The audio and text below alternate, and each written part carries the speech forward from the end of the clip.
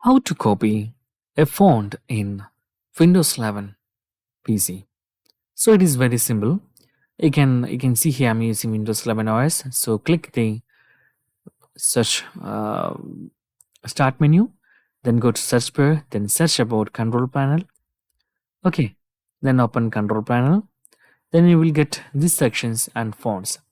So click here to open the font folder.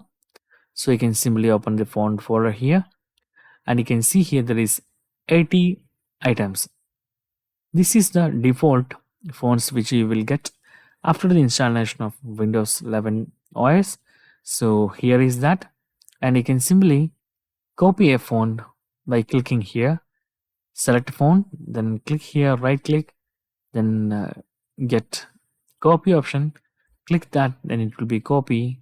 Then you can simply close here, and you can simply open any kind of folder. Okay,